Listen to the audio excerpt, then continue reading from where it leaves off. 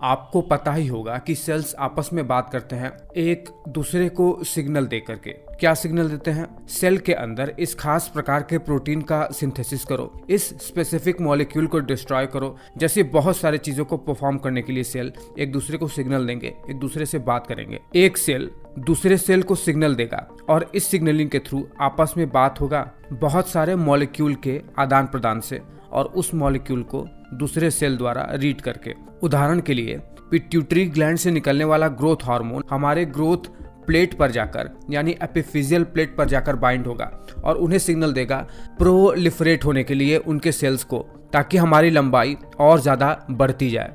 लेकिन क्या आपको पता है कि जब दो सेल आपस में बात करते हैं एक दूसरे को सिग्नल देकर, तो उस सिग्नल को डिटेक्ट करने के लिए सेल के ऊपर एक ताला होता है। उसकी चाबी जो सेल मैसेज दे रहा है उससे निकलने वाले कुछ छोटे छोटे मॉलिक्यूल होते हैं जिसे लिगैंड कहते हैं। दूसरे सेल पर मौजूद जो ताला है, जो लॉक है, उसे रिसेप्टर कहते हैं। चलिए आज इस वीडियो में इसी रिसेप्टर को ढंग से समझते हैं। देखिए, रिसेप्टर सेल के ऊपर प्रोटीन और कार्बोहाइड्रेट के बने हुए मॉलिक्यूल होते हैं जो किसी दूसरे सेल से आने वाले सिग्नल लिगैंड के रूप में उन्हें डिटेक्ट करके यानी उनके साथ बाइंड होकर सेल के अंदर साइटोप्लाज्मिक एंड पर सिग्नल को रिले करते हैं और सेल के अंदर भेजते हैं। असल में सेल मेम्ब्रेन के ऊपर ये प्रोटीन और कार्बोहाइड्रेट के मॉलिक्यूल न केवल सेल के बाहरी वाले लिपिड लेयर पर होते हैं, बल्कि सेल के अंदर कुछ जो मेम्ब्रेन बाउंड ऑर्गेनेल होते हैं उनके ऊपर भी ये रिसेप्टर पाए जाते हैं। ये रिसेप्टर हमारे सेल के ऊपर 4 प्रकार के हो सकते हैं स्ट्रक्चर के आधार पर। चलिए उन चारों प्रकारों को ढंग से समझते हैं। पहले प्रकार का जो सेल रिसेप्टर होता है वो होता है लिगेंड गेटेड आयन चैनल्स। इसमें क्या होता है कि किसी दूसरे सेल द्वारा रिलीज हुआ एक स्पेसिफिक मॉलिक्यूल जिसे लिगेंड कहते हैं, वो सेल के ऊपर बने रिसेप्टर पर आकर बाइंड होता है।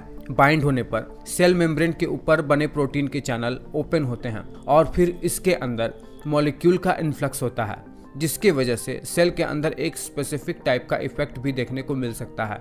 इसका सबसे अच्छा उदाहरण है न्यूरॉन पर मौजूद गाबा और ग्लूटामेट रिसेप्टर।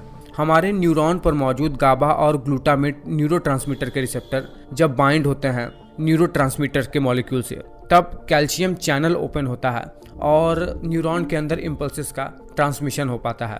दूसरे प्रकार का जो सेल रिसेप्टर होता है वो होता है जी प्रोटीन कपल्ड रिसेप्टर। इसमें क्या होता है, सेल मेम्ब्रेन के ऊपर एक स्पेसिफिक टाइप का रिसेप्टर होता है जो कि मेम्ब्रेन पर 7 बार फोल्ड हुआ रहता है।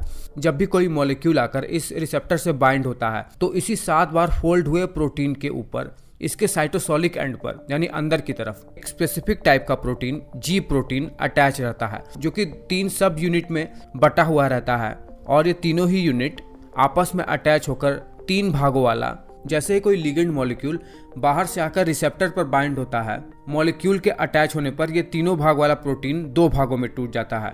जी प्रोटीन से एक भाग अलग हो जाता है जिसे अल्फा प्रोटीन कहते हैं, और एक भाग बीटा और गामा के कॉम्प्लेक्स के रूप में अलग होता है। यही अलग हुआ अल्फा प्रोटीन सेल के अंदर जाकर बहुत ही कॉम्प्लेक्स क्रिया करके सेल के अंदर इस सिग्नल को रिले करवाता है, एम्प्लीफिकेशन करवाता है और इंटीग्रेशन करवाता है। इसका सबसे अच्छा उदाहरण है हमारी आंखों में मौजूद रॉड सेल में रिसेप्टर रोडोप्सिन, जो जी प्रोटीन कपल्ड रिसेप्टर मैकेनिज्म पर ही वर्क करते हैं।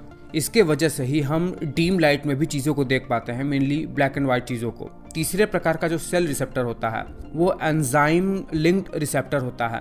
इसमें क्या होता है, सेल मेम्ब्रेन पर मौजूद 2 रिसेप्टर जिनके साइटोसोलिक एंड पर एक स्पेसिफिक टाइप के प्रोटीन अटैच रहते हैं, वो तब अपने ऊपर फॉस्फेट ग्रुप के मॉलिक्यूल को अटैच कर लेते हैं जब इन रिसेप्टर के ऊपर यानी बाहरी एंड पर कोई स्पेसिफिक लिगेंड आकर अटैच होता है। लिगेंड के अटैच होने पर ये दोनों रिसेप्टर आपस में जुड़कर एक डाइमर बना लेते हैं, और जैसे ही ये फॉस्फेट ग्रुप से अटैच हुए, इन पर एक स्पेसिफिक टाइप का प्रोटीन आकर फॉस्फेट ग्रुप को कैरी कर लेता है और फिर सेल के अंदर इसी फॉस्फेट ग्रुप के थ्रू सिग्नल को इफेक्ट में लाता है और सेल के अंदर बदलाव देखने को मिलता है।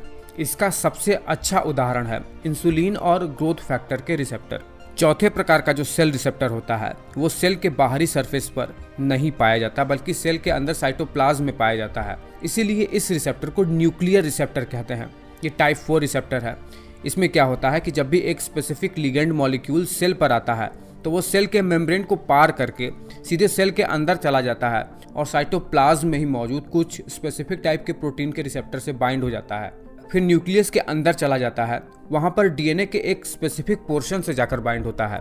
फिर डीएनए में उसी स्पेसिफिक पोर्शन से आरएनए का निर्माण होता है और उसी आरएनए से कुछ स्पेशल किस्म के प्रोटीन का निर्माण होता है जो सेल के अंदर कई प्रकार की क्रियाओं को अंजाम देते हैं। इसका सबसे अच्छा उदाहरण है स्टेरॉयड हार्मोन, जैसे टेस्टोस्टेरोन और एस्ट्रोजन जैसे हार्मोन। ये बहुत ही इंपॉर्टेंट प्रक्रिया है, कभी जानेंगे इस बारे में भी। फिलहाल आपको बता दें कि अगर आप रिसेप्टर को ढंग से नहीं समझे हैं तो आप कभी भी हमारे शरीर में दवाएं कैसे काम करती हैं, कैसे ब्रेन में सिग्नल इम्पल्सेस जैसे चीज़ें काम करते हैं, ये आपको समझ में नहीं आएगा। तो आप रिसेप्टर ढंग से ज़रूर समझिएगा और अपनी प्रतिक्रिया इस वीडियो पर देकर मुझे मोटिवेट कीजिए।